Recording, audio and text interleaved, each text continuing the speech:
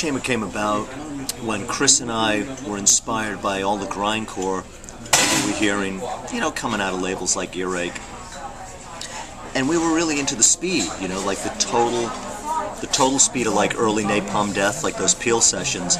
And we were just really excited about this stuff, and so we figured that maybe this was something that we'd do as a side project just to kind of, just to kind of alleviate our boredom at the time.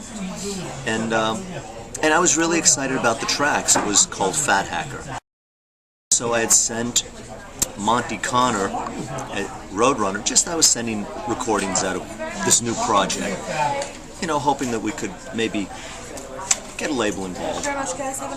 And so, strangely, Monty was very interested. Roadrunner was interested in this really kind of primal stuff that we were recording up in my bedroom. And I never anticipated a label like Roadrunner would actually be interested in that stuff.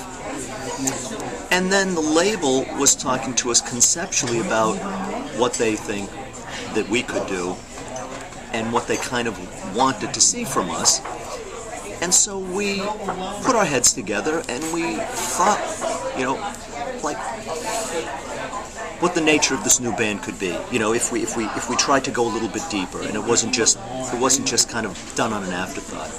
So that's the way Skin Chamber developed. It initially developed as a kind of a speedcore thing, and then it somehow morphed into this kind of crusty, slower, kind of Swansea grind. But it was all kind of an inspiration of influences and stuff we were excited about at the time.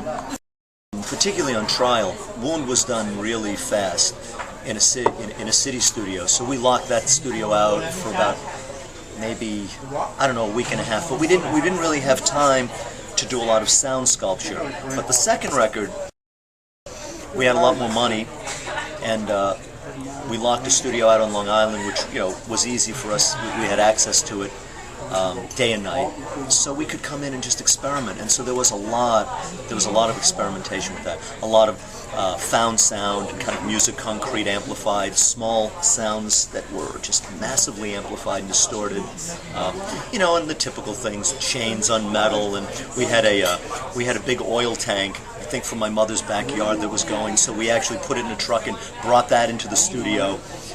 They weren't happy with us that we left it in the back of the studio after we were done, because I don't know if they ever were able to discard it. But yeah, we had the luxury of just being able to take over this whole studio for like 2 weeks' time. So yeah, there was a lot of experimentation. The strange thing was that, as excited as I was about all of the sonic qualities of that record, people seemed to like the first record much better. They didn't take to the second record. We had written these tracks for this particular album. We were demoing them for a long time before we went in the studio, so we knew this was it. These were the tracks we were going to record. There was no leftover music. I wish there was now. But just the one piece, Glisten, it broke into this change where Joe's choral vocals just seemed to make so much sense. And I think we brought Joey in without really knowing in the beginning that he was going to do it. I don't think that wasn't written into the piece. We weren't really sure what the texture was going to be over this chordal part. It just had this kind of My Bloody Valentine, thick, kind of distorted guitar.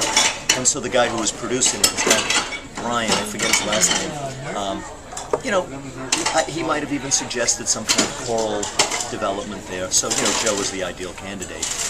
And I think Joey was a little upset that he wasn't involved in this, that it was Chris and my deal. What are some of the characteristics of controlled bleeding? It morphs, I guess the one characteristic is that it can be anything that I deem it to be, and that it really just follows my musical interest at the time. And I try to surround myself with people that can make that happen, so that's the one thing. So it could have been many separate bands, I guess, under all different names, and maybe that would have been a wiser move. So the one characteristic of Controlled Bleeding is that it can be anything. And in fact, today I kind of almost look at the Skin Chamber and the Breastfed Yak and the Joined at the Head and all these side projects as all Controlled Bleeding projects, because they all could be, because they all kind of stem from the same place, which is just that constant interest in recreating yourself and finding new means of expressing what you want to do, and also, I think part of it is lack of attention span. You know what I mean? That I'm always onto something else that interests me. You know, whereas Merzbow, my friend Masami, he focuses on what he's done for 30 years. No, we can't focus at all. You know, and that was the fun of it.